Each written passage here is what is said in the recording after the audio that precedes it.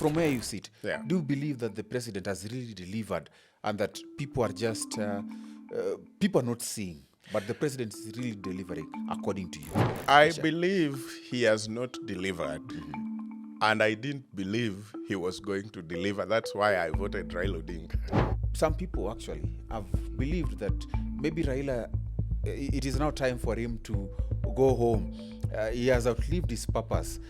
Do you believe that is that is true? There are regions who it is yes for Raila, no matter what.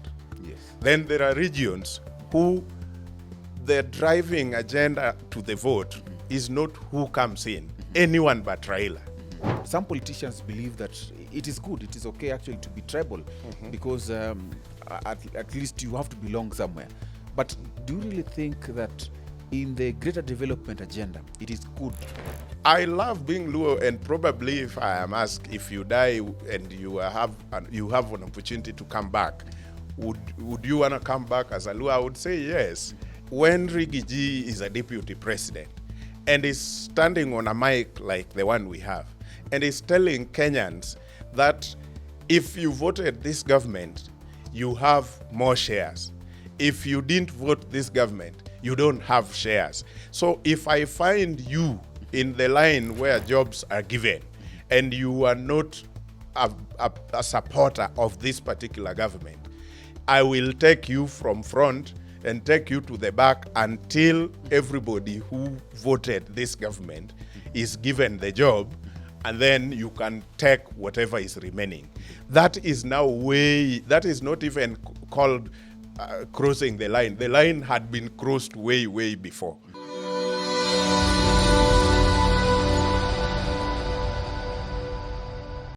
Good evening, this is The Power Table and my name is Eugene Kwach, and welcome again to another episode of this conversation.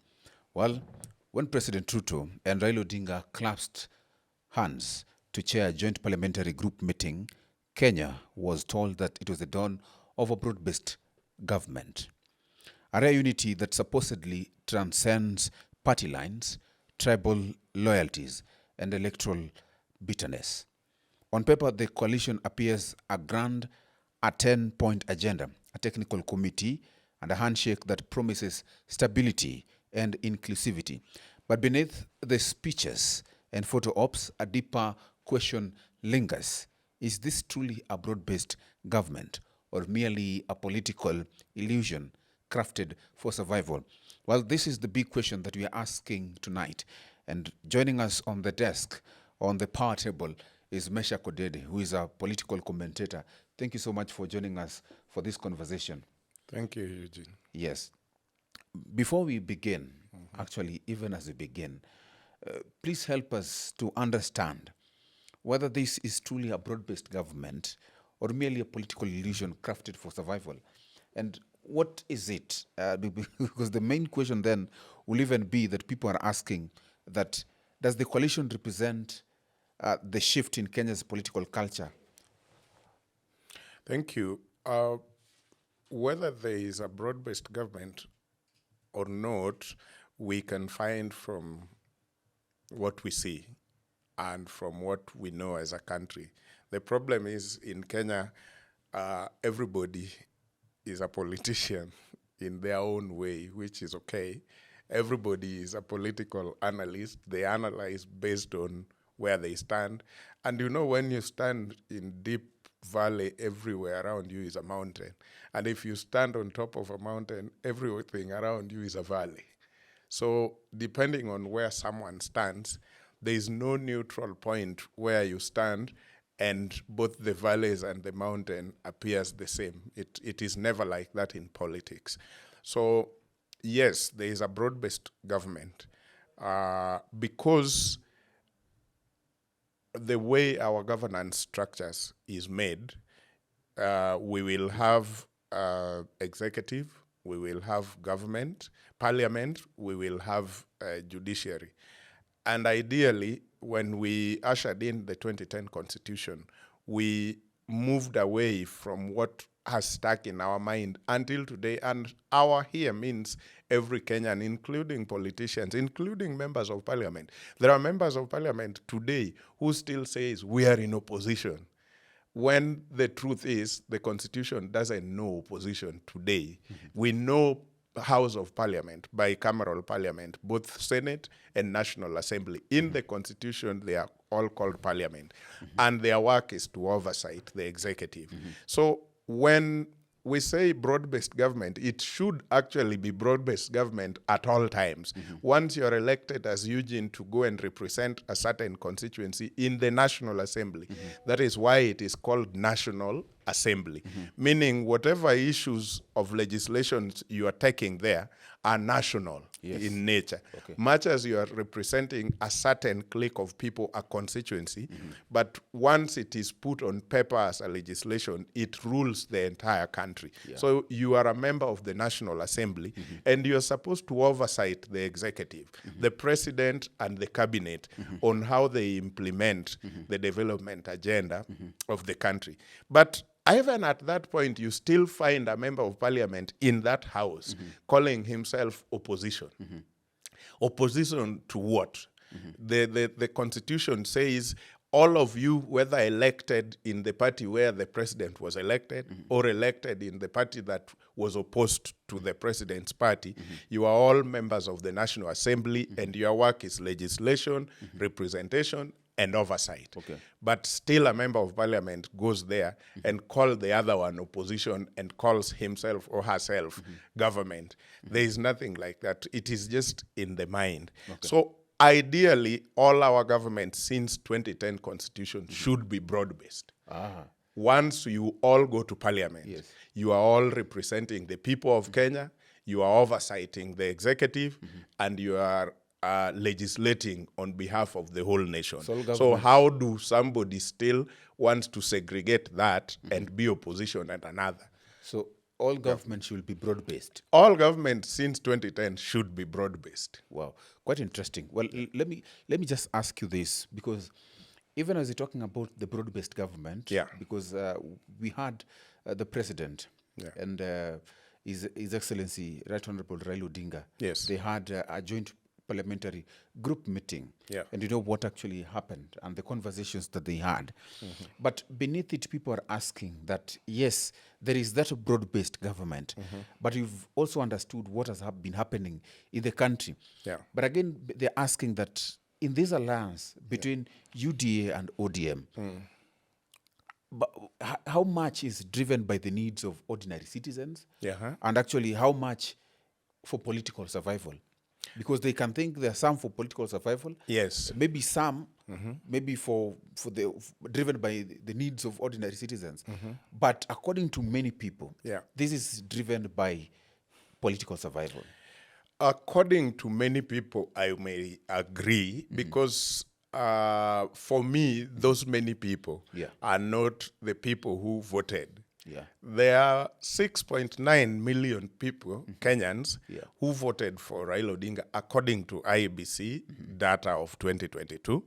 Then there are 7.1 million Kenyans who voted for William Ruto according to the same data. And there are also 8 million Kenyans who didn't vote for anyone in the general election of 2022. That means, according to many people, many is now the 8 million, because 8, 7.1, and 6.9. So those many people, we don't know what exactly they want, but we know they never liked Raila Odinga, neither did they like William Ruto. Maybe I feel those are the many people who do not believe and trust that this government, this broad-based government, are actually doing things for their benefit. Because they never trusted any of these candidates, even in 2022. And my sincere hope is that they will have a candidate in 2027 who can represent their aspirations and desires. So yes, it is true that there are a big number of Kenyans who do not trust the broad-based government. But there are also a larger number now, because if now you take the people who voted William Ruto and the people who voted Raila Odinga, who believed and still believe in the two gentlemen, then they could be now a much larger number who believe that the broad-based government is working towards an agenda for them. So that still does not negate the 8 million Kenyans and also the other Kenyans who started well with these two and are now feeling displaced completely. So right now, to be honest with Kenyans, yes, there are people who don't believe anything about, but the question is not believing anything the best solution for the country? Or how does not believing William Ruto, neither Raila Odinga or anyone in politics for that matter, help us to now move forward and achieve what we want? Because that, according to me, is the place where we got it wrong. The 8 million Kenyans who had the vote, because we had 22 million registered voters, those 8 million people did not make a choice. And they did also not bring us a candidate to choose from. So these are the people who actually got us into this mess.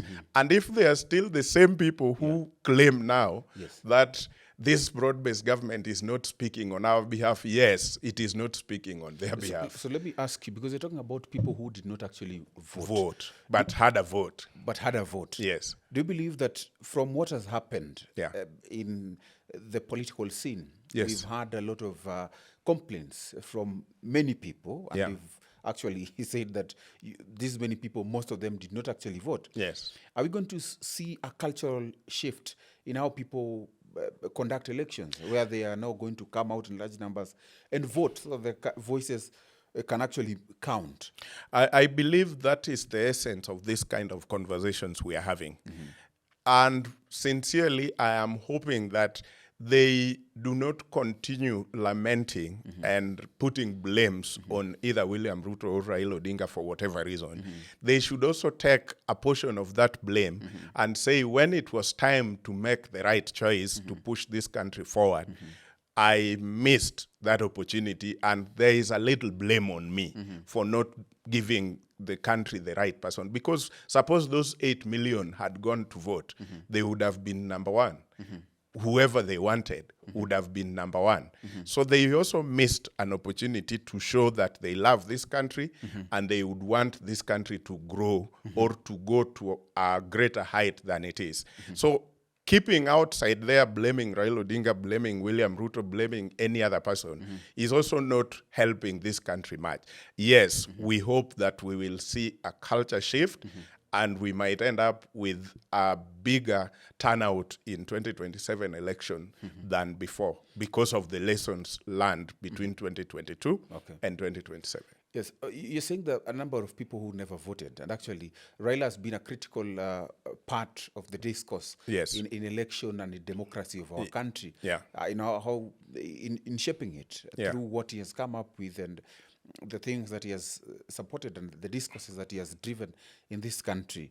And some people actually have believed that maybe Raila, it is now time for him to go home. He has outlived his purpose. Do you believe that is that is true, that Raila has actually outlived his purpose? Because he's one person who is loved and hated in equal measure. Thank you. Eugene, there are two things that has driven. One is the Raila Odinga you're talking about.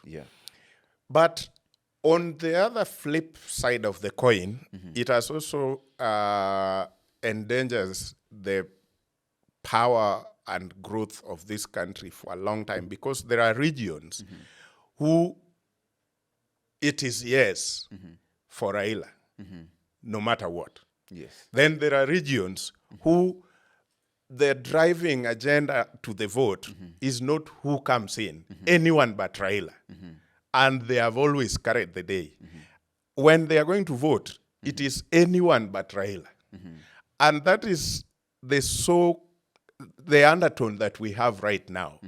Because it is like, yes, they are feeling like Raila is now on the sidelines and should go home and probably is going home. because when they see the so-called broad-based government and the handshake between William Ruto, the president, and Raila Odinga, there is a normal, natural feeling that Raila perhaps is not going to vie again, and probably he's going to support William Ruto. So Raila going home seems to be a dream coming true. But the problem is not Raila going home. The problem is if the culture shift is not there, because the culture was to many people, anyone but Raila. I'm using them because they're the ones who have carried the day all the times, since the Kibaki, Uhuru, and now William Ruto. So the team who have always won the opportunity is the team against Raila. So their voting pattern and their mantra or the drive has been anyone but Raila. But has that changed? No. The only thing that has changed in the situation we are in, it seems like they are changing Raila with someone else. And so it is anyone but Kasongo. So it means the real culture, the principle has not changed. Only the individual has changed. If the election of 2007 was anyone but Raila for them, that did not change in 2013, did not change in 2022. 2022, it was still anyone but Raila. But now 2027, the principle might still remain the same, because the undertones you are hearing is anyone but Kasongo. So it is only Kasongo that has been switched with Raila, but the principle behind it has remained. The principle would have been, let us today look at who is coming in. We have been voting anyone, voting people out and not minding who is coming in. So today, let's change the principle. Let's spend a lot of time looking at who is coming in, and not caring who is going home. It has always been who is going home. And now when you hear one term, he is going home, it means the principle has not changed. We are not even spending, even the politicians who are vying are telling us, we don't care, don't ask us what the plan is. Our plan is just William must go home. So it is anyone but Kasongo, not caring who is coming in. Quite interesting. Yes, the opposition believe that, and actually they've talked about Kasongo must go home. Actually, one time should actually be the main agenda. Other agendas will come. But you will agree that most Kenyans feel that indeed the presidency of William Ruto, because they had high hopes with the president. When he talked about freedom of, he talked about the freedom from poverty, talked about the bottom-up economic approach. From where you sit, do you believe that the president has really delivered, and that people are just, people are not seeing, but the president is really delivering, according to you? I believe he has not delivered, and I didn't believe he was going to deliver. That's why I voted Raila Odinga. The problem I have are people who are now trying to teach us how William Ruto is never going to deliver. When why do you want to go and preach to the bishop? You want to baptize the bishop in his church. We were the Raila Odinga supporters. We were the ones who told them William Ruto was never going to deliver. We were the ones who told them this thing was a PR, the hustler nation, bottom up.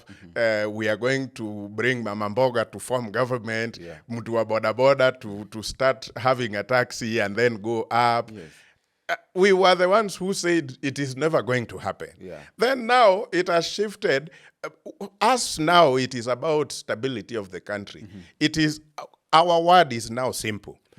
When the Gen Zs came to the street and things went haywire the way it went, talking about the opulence of the people in cabinet, how corruption is ravaging the country, things are going so wrong. The decision was, should we go that route and continue on the street and have a failed government, a failed state, or take a break, have a government that is not perfect, far from perfect, and try work out things to fix what can be fixed. Because those are the only option we had as a country. should we go the Somali way, overthrow, because the truth is, we might not have had an individual or a figure in front saying, let us overthrow this government. But everything that was being done was simply overthrowing that government. Because we were not having any election, but we wanted the entire government to go. So what were we doing? It was simply overthrowing the government without a figure in front who is taking over. But how would that not have taken us to Somalia? How would that have not taken us to Yugoslavia and countries that are no more until today? So the president becomes the glue at a time like that to bring together the country. And then we remain with two choices. We either have an imperfect government, try work every day to fix things, or have no country, have no government, and be there, everybody is on their own. So that's the decision somebody like Raila Odinga has had to make, because he had 6.9 million people who believed in him. So he had to step in and make that decision. Should we have an imperfect country and work towards fixing things, or just decide, throw away everything and have no country and everybody fend for themselves? That was a decision to be made. And that is a decision somebody had to make at that particular point.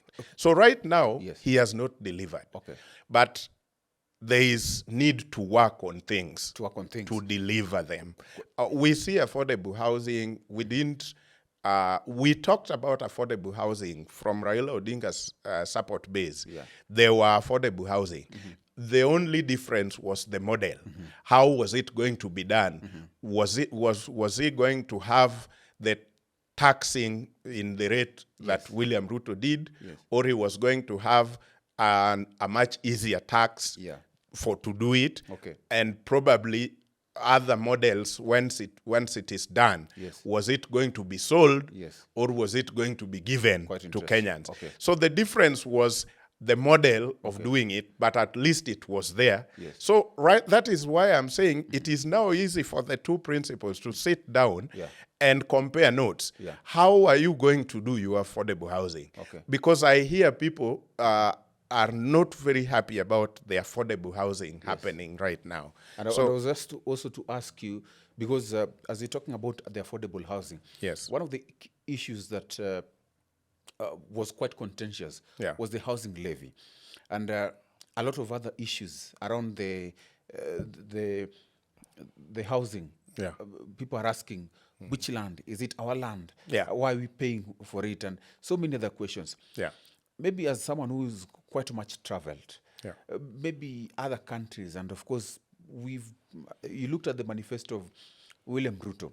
He talked about Kenya like a Singapore. And when we juxtaposition these two instances of maybe Kenya as a Singapore, and maybe the model that they're using to make Kenya Singapore, is it really what is happening? And actually, generally, what is happening outside in other countries that also have housing? What is happening?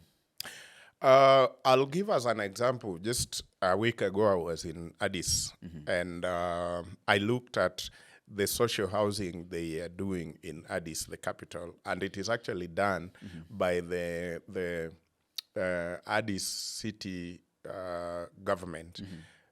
And these are actually done by philanthropists and volunteers for the vulnerables in the community. And believe me, even now, as we talk about affordable housing, the main focus should have been, and I am hoping is still, the people who cannot afford decent houses. It is not necessary to build houses for people who already own houses. They want to own the second or own the third. It doesn't make sense. So for me, if the land is given by government, it is the land owned by Kenyans. I think up to now, it should be Eugene, who is an investor, coming and getting the land for free. that should already have reduced the cost of that house by half. Because major part of the cost of owning a house is the land which the house stands on. So if you are an investor and you already gotten the land for free, that should take either 40 or 50% of the cost. Then you put in your money. So whoever is now buying the house is buying the house at a way cheaper rate. And that is supporting people who could have never have afforded the house in the market rate to get now the house, which is decent. That is number one. But if you ask example of other countries, for example, the Ethiopia I was talking about, actually the volunteers, and I'm glad we have volunteers in millions again in Kenya, just like other countries around us. It is the volunteers who did the houses. I will show you the photos. And the philanthropists gave the materials. And the land was given by the city government of Addis. So everybody has a share. And the house are given to older people or families who cannot afford, those who are in the slum that are given those houses.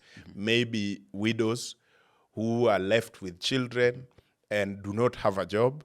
They are the ones. And the way they have done theirs, even the economic activities are going on in that space. But they are like 500 families in the same space, 3 blocks, and they have been given economic activities where they do, women are doing the cooking, which is sold. Is that viable in Kenya, for example? It is viable in places like Korokocho, places like Kibra, places like Mukuru. No, but you understand that that model of getting people, philanthropists, getting volunteers, and in an economy like ours, which is actually struggling. It is viable. Let me show you why. Unemployment. Let me show you, Eugene, why it is viable. Yes. When we have emergencies, like floods, where do you think government usually gets money? Not in the coffers. Coffers would just have a third of what is kept there for emergencies. But usually you will see the president coming out and calling the corporates philanthropists and donations. And an organization like our member, which we are proud of, Kenya Red Cross, usually reaches out to Kenyans at their lowest point of need. Out of donations. Yes, usually out of donations. And these donations are usually coming from corporates, and Kenyans are also there who are willing to support. And volunteers are also there in millions who are willing. Organizations like Habitat for Humanity usually build houses for people, vulnerables. They only provide the materials. The person who needs the house gives the land. And the volunteers build the house. And we can do it. We may not do it in largest scale like government would want, but it is something. Because what I saw in Addis are almost 1,000 units. Just one site I visited, 1,000 units. That is 1,000 families. And another critical issue actually that you've talked about as an enemy of the people is to an extent of them versus them, or us against them. And that has been known between tribes. There have been warring tribes in Kenya. Tribalism has been a thorn in the skin of the Kenyans' flesh, and has affected us adversely in our politics. And just maybe to ask you, because as you've given examples from other places, this issue of tribalism, is it something that you think, because some politicians believe that it is good, it is okay actually to be tribal, because at least you have to belong somewhere. But do you really think that in the greater development agenda, it is good tribalism? And maybe if you could give examples from maybe where you have been or other parts of the world. Eugene, negative ethnicity is different from being part of your tribe. Being part of my tribe is supposed to be beautiful. It is supposed to celebrate our culture. It is supposed to help me identify myself with a certain group. Because I hear people talk about tribeless. Can you sit down and imagine being tribeless? Honestly, who are you? You don't have identity. Tribe is supposed to be our identity. Yeah. Even as we identify at the national level as Kenya. Yeah. Then there's nothing wrong with Meshach being a Luo. Yes.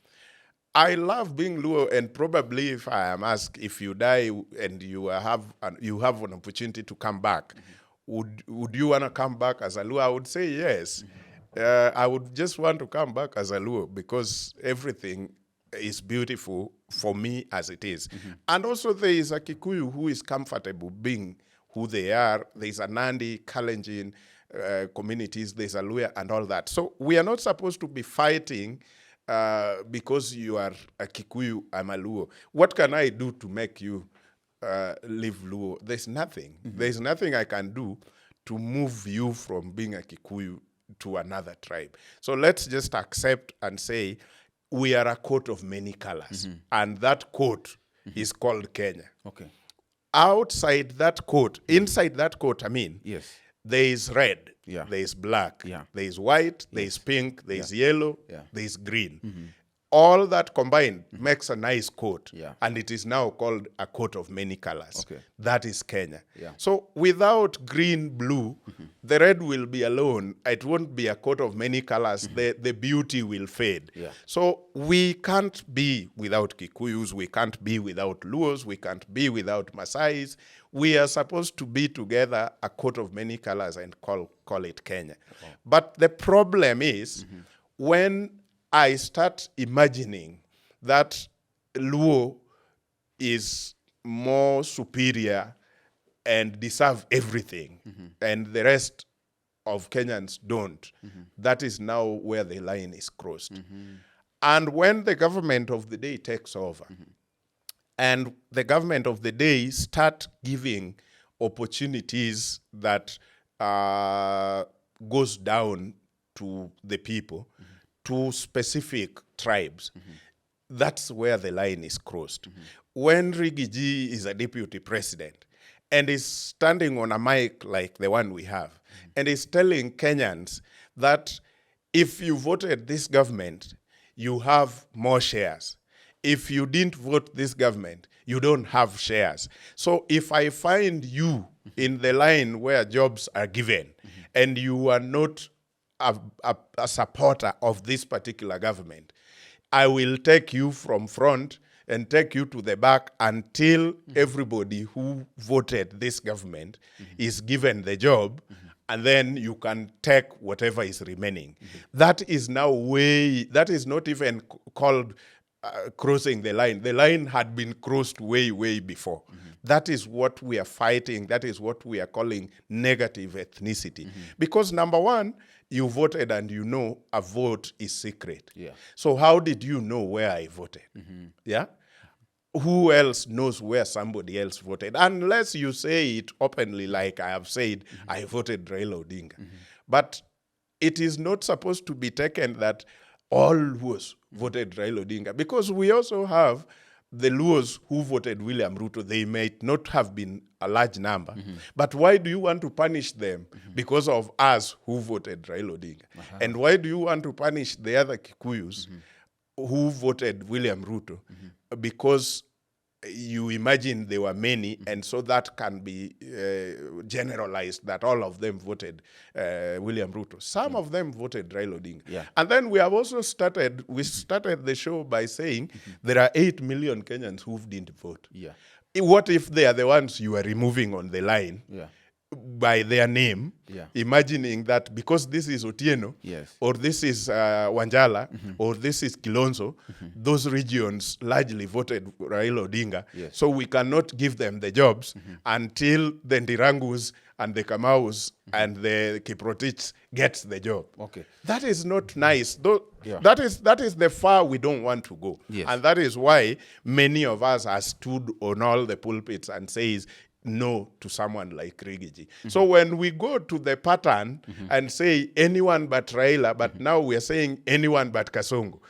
And we are bringing someone like Rigiji. Yeah. I want to dare Kenyans in the face and say, let us stop for a minute Yes. and take a lot of time examining who we are bringing in Yes. than taking all the times knowing who we are sending home. Yes. Yeah. Let me ask you, Yeah. because we're still talking about the meeting, the broad-based Yes, government. yes. And actually, one of the key issues was the 10-point agenda. Yeah. And I'm wondering about the feasibility of even the 10-point agenda. Maybe you could mention what the 10-point agenda contained and how feasible it is. And particularly because we have a very complex political system as it is. And even our economy itself, you understand that the economy is quite fragile. Yeah. And we are still recovering. There's so much in our economy with the high Cost of living, high yes. cost of living, Yeah. high rate of unemployment, and so on. How is it feasible to actually then come up with this 10-point agenda and even achieve it? You know, Eugene, the only person I know has been consistent. The big issue is not even all those 10. 2 or 3 things in those 10-point agenda will make a huge, huge difference. Number 1 is the sanctity of life, police brutality, saying no or zero tolerance to police brutality, including killings. This is one of the things that Raila discussed with William Ruto, and it is not even in secret. Yeah. I remember even before they signed that document, at some point Ruto was in Homa Bay, and Raila was speaking, and Ruto stands next to him. Raila said, I am telling you, Mr. President, killing is a no. Whether it is at the protest or anywhere, because the law does not accept that. So you simply arrest and then try. And when the law finds you guilty, even the law does not say get killed. The law says go to jail and serve your sentence. So there is no killing anywhere. So that is one bit that if resolved, then we are already facing up. Then the second thing comes in, the job creation. Zero tolerance to corruption leaves us with a lot of money as a country to invest in education, in health, and in creating employment for the youth. So when we deal with 2 things, Yes. almost 3/4 of the 10 points are already dealt with. If we make sure that no police brutality, no killing. And the compensation of the victims of protest. Compensation of the victims is paramount because it started long, long ago. But how is it going to happen? Because we've had a number of people. They've said since 2017. Yes. But even prior to that, we have experienced protests. Yes. And there's so many people who have been killed, and we have had a lot of victims. There were attempts to compensate the 207 victims. Yeah. But it was not complete. There are those who got a little. Okay. There are those who got more. But there are those who didn't get anything. One thing we need to deal with is the Kenya National Human Rights Commission. Because this is now their field of play. Okay.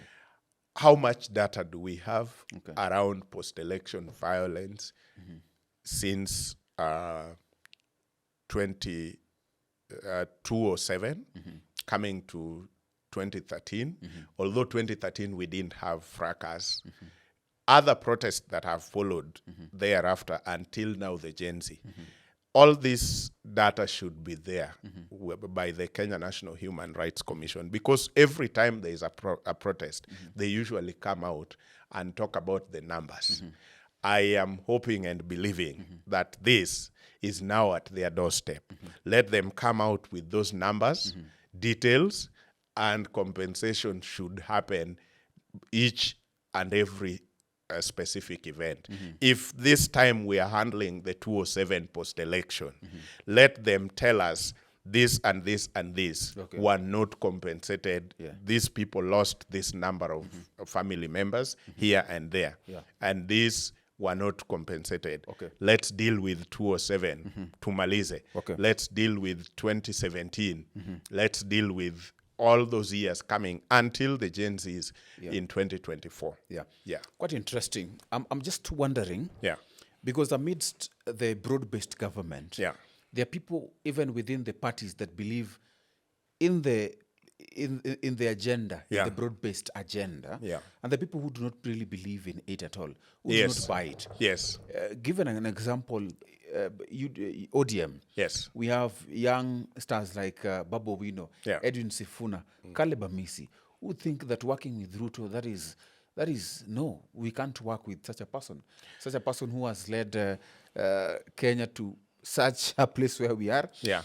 He has seen the killing of Gen Zs and so on, Yeah. and all those tax issues that, and our economy is not in a good place. We also have those people in Kenya Kwanza Yeah. who do not agree with the broad-based government. Yeah. And we know after even the former deputy president was actually impeached. So Yeah. there's been a lot of tension and issues. Yeah. How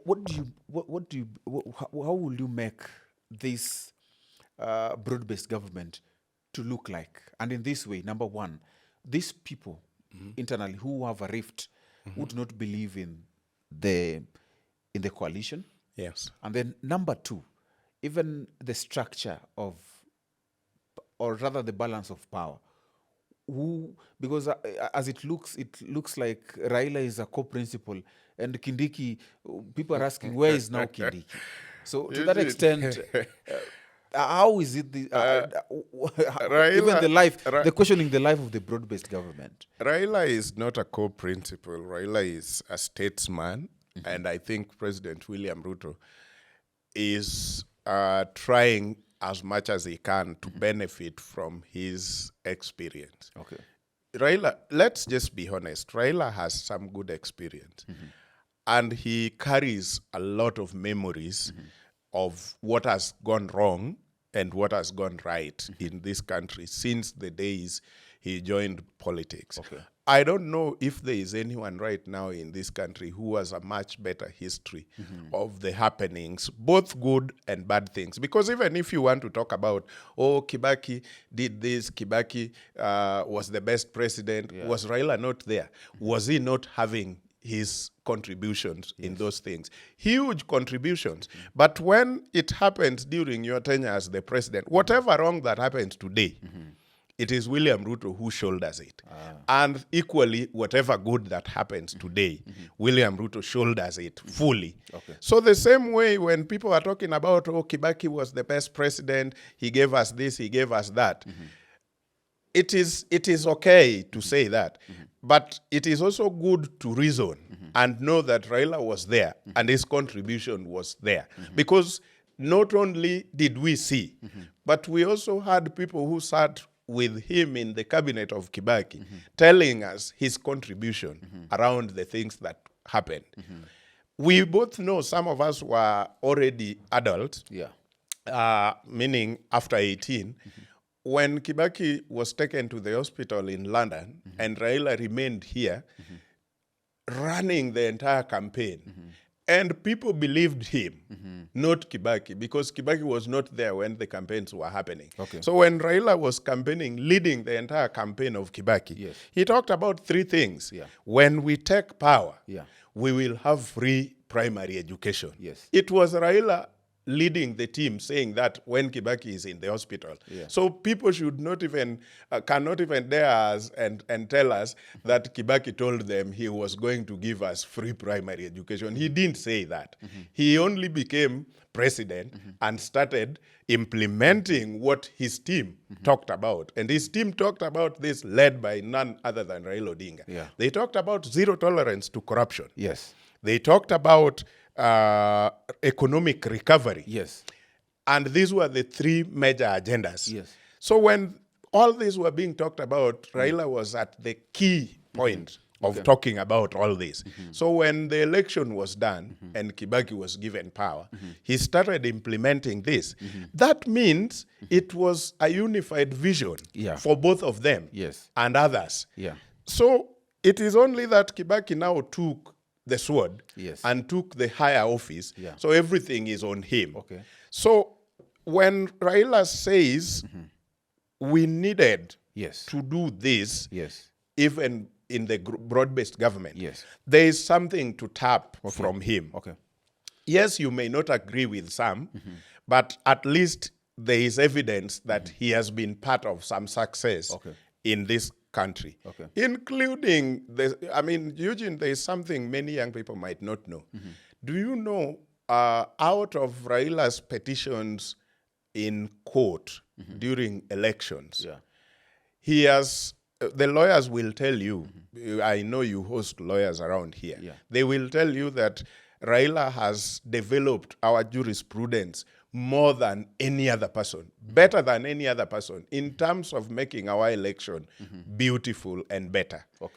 If he was not there and he did not go to court on those areas, maybe our election would not be much, much better the way it is right now. So I think his contribution does not only come because he is in the office, but he is a Kenyan who can give us. Okiya Mutata, for example, has done a lot of cases, more than even lawyers have done, and he is not even a lawyer. So we must be able to be in a position as a country to recognize such kind of contribution. So in the broad-based, I think William Ruto is trying to tap into his wisdom and his experience. Because if we close our eyes to experience, we will not know where to avert the disaster and where to improve situations. We are talking about 12 years into devolution. And that is since 2013. Because while we promulgated the Constitution in 2010, it became effective from 2013. That is when we had the first election. And just asking, because when you look at the devolution, how it has brought us so far, probably there was an agenda, or the objectives of what the people of the who were writing the Constitution wanted. And I'm just asking, have we achieved what we wanted to the effect of, in regard of devolution? Number one. And number two, when you talk about devolving power, the people who are thinking that we have responsibilities and we also have resources, where there is now a debate whether they've devolved responsibility without resources. And do you think that we have actually even been able to curb the issue of inequality and winner takes it all? Let me get back to what you asked me as I come to that. You mentioned few young individuals. I was going there, who are discontented with the so-called broad-based, that is the SG Sifuna, my brother Babu, Caleb Amisi, and a few others. The truth is, I told you about the experience of Raila, and that is what is missing probably in Sifunas of this world, and my brother Babu and Caleb Amisi's. Because I heard one morning when Sifuna says, even if the president would do the highway from Mombasa to Malaba and would give us a whole new terminal at the airport and everything, for him, that is still a no. Then that takes you to a man who probably has got some more personal agenda than just us together as a country pushing the government to do the right thing. Because the rule of law, meaning the brutality, police brutality and the killings, they have not just happened in the William Ruto's presidency. And that is not to mean that we are defending or we are happy with William Ruto's government on how he has handled the youth, including the killings. It is a no. And that is why I told you, for somebody like Raila Odinga, it was a no during Moi. It has remained a no through the Kibaki's regime, and he has said no even to Uhuru and William Ruto. What we are seeing is hypocrisy at its best, where we want to imagine or paint a picture that killings have just happened now. It is now that we are angry. The other times, the country has not been angry. Why? Because of where we started, the negative ethnicity. When the gun was facing some other direction, many people were not angry. Many people didn't see a big deal out of this. And everybody else blamed Raila Odinga for the protesters who were killed. When we both know Raila Odinga did not hold a gun and was not the government boss to shoot his own supporters. So why didn't we get angry when people were killed in 2017? Why was Sifuna not angry that Uhuru has killed, and he was still SG of the party? Why was he not this angry? To imagine that Raila has had handshake with Uhuru, who was killed. You remember when Baba was coming from the US, like now Rigiji is trying to replicate, and the way people were killed all the way from the airport coming to town. Why was Sifuna not this angry? Why was he not angry that Baba should not handshake with Uhuru and cannot work with Uhuru? Because maybe the guns were not facing a certain direction. Right now, he is angry and other people are angry the same way. It is negative ethnicity, I can tell you. We were supposed to be angry from 2007. We were supposed to be angry during Uhuru's tenure because the protest there ended up with people being killed. And Sifuna was the SG of this party. And he has numbers and he has that data. In 2007? In 2017. He has that data. So he should have been hungry to say, no, Baba, you cannot handshake with Uhuru, who has killed our supporters. The same way he would say it now, then that consistency would come and we would say, right, Bwana SG, you have always said no. Anybody who has killed Kenyans, you have said no to. But he worked smoothly with Uhuru after 2017 killings and deporting even Miguna, who is a Kenyan, both by birth and otherwise. But Sifuna was never angry. Why is he too angry this time? That is the question Sifuna needs to answer. That's okay. That's okay, Mheshimiwa. I wish Sifuna was here to tell us why he's not angry. He will get this. Don't worry. He will get this. But anyway, thank you so much. Let's go to another issue. And that we've talked about devolution. The question on devolution has had immense issues around it, controversies.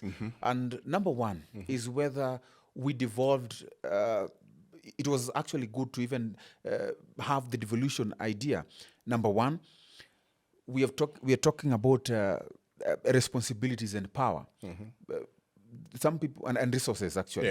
And we're asking that, were the counties really, in as much as responsibilities were given to them, do they have sufficient resources actually to conduct them? The idea of devolution, was it a right concept? Was it even a good idea from the beginning? The people who came up with the idea wanted to solve issues like inequality. When you assess devolution through, has it achieved what it was meant to do? Thank you. Eugene, the truth is, devolution has achieved a lot, but also has left a lot unachieved. The part of devolution that has left a lot unachieved is because of individual interest, corruption, and being greedy for God knows what reason. Number one, there are towns in this country which were dead before devolution. Just let me use the example of Homa Bay, which everybody is now talking about. Do you know before the new constitution which brought devolution, Homa Bay was almost dead as a town? There was nothing. Like, purely there was just nothing. you could go towards the lake and find the old pyre which was dead. You could find the silos that were used by NCPB, which looked like ruins that were left there. Yeah. And there was nothing else. Yeah. So you could, even the banks were not operating. Actually, there were no banks. There was just one which used to pay the teachers. Yeah. And there was nothing else. Okay. But look at Homa Bay now. It is because of devolution. And Homa Bay is just one example. There are many others. Yes. And when you go to a place like Homa Bay, just as an example still, Yeah. you will realize the county government is working towards getting other satellite towns within the county to also come up. Okay. As the county headquarters comes, the other satellites like Oyugis, Mbita, and the rest are also coming up, the Kindu Bays. Yes. And it reflects in every other county across. Yeah. Only Nairobi that is a city everywhere. Yeah. But now that is one thing. Number two, the units, the devolved functions have gotten people into the villages to actually feel that there is something coming from government. Other times, it was called rural development something, and it was channeled through the provincial administration. And it was being used wrongly by the national government then. And that is where the issue came. Moi mentioned Siasa mbaya, maisha mbaya. Meaning if you don't support the government, then the government also does not support you. So you end up with maisha mbaya. So the region which had got huge support for the government that time were being given districts. And when you are given a district, the money, the taxpayers' money that is supposed to do development follows. Like you now have a district, you are given a location to develop. Them who do not support this government are not given districts. So you realize your district is equivalent to 5 districts combined. So the other ones are smaller units, and each unit gets a location, and that is somehow devolving taxes to build hospitals, to build schools, to do all these things. But the other part of the country who does not support this government, they have one huge district that looks like 10 districts on this other side combined. So they get very little in terms of allocation.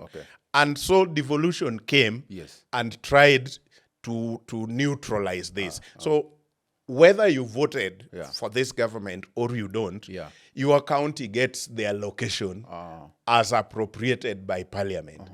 That is one achievement that devolution has got. So where devolution has failed is now oversight and making sure that there is value for money. And this is attributed to the people now. The people have gone to elect MCAs who cannot oversight. You go to a particular county and you find they have gone to a professor, someone with huge records, to be the governor. Then they have gone to give a Makanga the oversight role. I'm not saying Makangas can't do oversight, but I am saying, quote unquote, someone with no capabilities, capacity, and even including education, enough to help them oversight. So when a governor who has been a politician, has got good education, has known how government works, is in power, he can manipulate things, and the young or whoever person they elected as MCA to come and oversight him is getting into this space for the first time and has no idea how government works. It is possible for the governor to manipulate things without this lady or gentleman knowing. And that is what has failed devolution. I wish voters were going for the best people, sending the best people to the county assembly who can put governors to task. But do you think about the idea that Raila has introduced and Yes. is actually suggesting Yeah. that secondary schools and TVET schools actually should actually be localized, but maybe for service delivery? If education should remain maybe at the national, Yeah. probably it will have the appeal and maybe it will get maybe resources. I don't Yes. know. Or if it's compared to when it's devolved, which is better? I would amend Yeah. Honorable Raila's proposals. Yeah. I first want to say the proposal, according to me, makes some sense Yes. to this extent. One, when the CDF was brought, Yeah. it was because of the experience Yeah. the country had Yeah. during the days when Moi said Siasa mbaya, maisha mbaya. Yeah. Because you had to ask the president that the road in your constituency is impassable. And then you had to sing Yes. the tune of the president so that the president can declare that road to be done. Let's talk about. I'm coming there to the CDF. Yes, But- okay. So I'm giving you the devolution aspect. Yes. So when we now have the county government, Yes. meaning the resources have been sent closer to the people. Yes. My county gets around 10 billion or thereabout. Yes. I would amend the proposal of Raila Odinga to give the county government infrastructure. Because this is just devolving secondary Yes, schools. I would want and to TVET say schools, we yes. give them infrastructure, Okay. but leave the staffing Okay. to the national government. Teachers Yes. to remain Okay. a responsibility for the national government, Okay. but county government to do the infrastructure, the buildings, Okay. so that if it is secondary school, Yes. let county government build that secondary school, build that primary school, build that TVET, Okay. and call on national government to staff it. Okay. Because devolving teachers would be another chaos. We have tried devolving the doctors, nurses, and whatever. Yeah. It has not really worked perfect. Okay. So we can retain the teachers at the national level, but let county government finish the building Okay. and tell the national government, because these two Yes. two levels Yes. have to work together Yes. whatsoever. Yes. So let's say county government build the primary, the preschool, Okay. build the primary school, and build the TVETs. Okay. Once you're done with the building, Yes. ask the national government to bring Yes. the staff. One last issue Yes. on the NG-CDF. Yes. Because as we talk about the issue of devolution, Yes. it was meant to bring resources Closer close to the people. Yes. And then we used to have CDF actually, Yes. which was actually to help. Maybe it was to help build schools, Yeah. bursary, Yeah. security, and so on.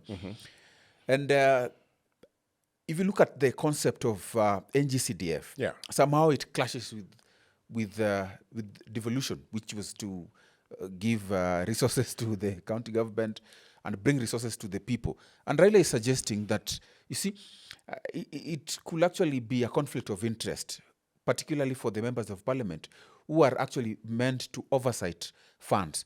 They may not have people actually to oversight them and the funds they have. So what should they do? They should then allow the funds.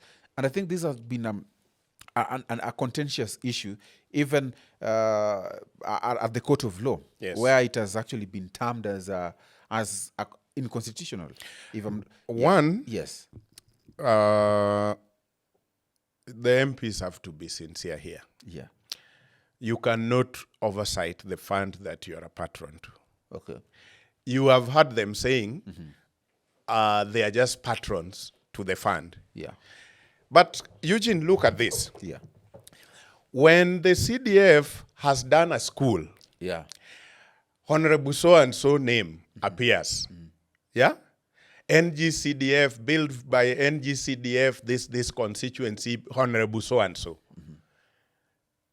But when the Auditor General flags certain misappropriation in the CDF of a certain constituency, you're just the patron. they come to the media like this and say, CDF has got its own committee. I'm just a patron. I am not even the one who does those CDF. How is that possible? When it has a problem, it is not them. Okay. When it has something it has achieved, their name appears. So if they are patrons of the fund, then tell me how you can oversight a fund that you are a patron to. So it is not possible. Let's just be honest with our MPs. Relinquish CDF and do the proper oversight. Number two, this CDF thing with MPs has made the country also become foolish enough. Now the country judges Eugene by 100 million that you have utilized well in your constituency. Kenya has a budget of 4 trillion plus. So you have left 4 trillion for the national government to spend on corruption and use 100 million well. And now we are saying you are number one in the entire country. You are the best MP across the country. Please, I would rather you misappropriated 100 million, but 4 trillion actually was used well. Yeah. Because that has more value than 100 million. Thank you so much. NG-CDF Yeah. now makes people want to judge who they send to parliament based on CDF. Yes. And some of them have become so bold, they're even going on TV or anywhere before the cameras and say, mimi hata sina haja na kuongea kizungu mingi. Imagine the constitution sent you there to go and do kizungu mingi because legislative role is speaking. Oversight is speaking on the issues that are not right. And representation is fully speaking on my behalf. Then you're boldly coming to the camera and telling us, hakuna haja ya kizungu mingi, wewe you are working for the people with 100 million. And you left 4 trillion to be misappropriated, and you never ask one question in parliament or in committee how the 4 trillion was used. Wow. Is that really right? I think I support Raila Odinga. Let MPs go and do proper oversight, legislate, and also speak on behalf of the people. Thank you so much. If we go with the CDF, we will miss the other aspect. So everybody will just be electing MPs based on CDF. And then they say, I'm number one. And even those, let me just finish on this. The so-called number one, number two, by which research organization? It is their relatives, their wives, their who forms some companies and do this, and they are just extorting the MPs. They call you and say, Mheshimiwa, we have some report here. We are going to publish it tomorrow. Do something. And you do something and you are made number one or number two. Because I have been in research before. My first job was research. Some of these people, what are the names? These research firms. They collect the phone numbers. If you call me and you say, are you Mesha Kodede? Yes. What's your constituency? This constituency. How is your MP progressing? I will give you opinion based on whether I love that MP or I don't love that MP. So if I'm anti that MP, I will tell you bad things. If I am a supporter of that MP, I will tell you good things. So if you collect this and call another person and another person and another person, how do you know you only called his supporters? So it is not how we feel about the MP that makes MP number one on CDF. Because tell me how else do they get that data and rank Eugene is the MP who has performed best? Because your role as per the Constitution is oversight, legislation, and representation. So on oversight, what have you done to be number one best MP in the country? On legislation, what have you done to be number one MP in the country? On representation, what have you done? That is not there. The only thing is, alijenga shule, alijenga sijui nini, so he is number one MP. That is all bullshit. It is a lie. Yes. Quite interesting. We've come to the end of this show. This is the Power Table. And my name is Eugene Kwach. And Mesha Kodede, as you come to the closing, what do you want to finalize on? One thing I want to finalize on is this. For the people who have supported Raila Odinga, who I belong to, they are the ones who I can speak on their behalf. They have seen it all. There is nothing new under the sun. They have gone to all the protests that this country has seen. The gun has faced them, and it is time they just decided and said, no more protest. So those who probably would still want them to protest, for example, my own Secretary General, Senator Edwin Sifuna, and a few others, I saw him one day say, what is ODM without protest? But what he missed to tell us, how many protests have been in Bungoma where he comes from? How many people have been killed in Bungoma protesting for ODM? How many votes has he got from Bungoma for ODM, because he has been Secretary General for 8 good years? And he said he is the longest serving ODM Secretary General. In those 8 years, can he give the data of how ODM has progressed in Bungoma? How many seats are in Bungoma after 8 years for ODM? So if you continue pushing the people and mentioning things like, what is ODM without protest? You're simply asking other people who have been turning out in huge numbers for ODM to still go and die while your people in Bungoma are safe and sound. That is never going to happen. Thank you. Wow. It's a good evening. Well, my name is Eugene Kwach, and this is the Power Table. Let's meet next time. And of course, it was nice having you, Mesha Kodede. Thank you so much. Thank you. Asante.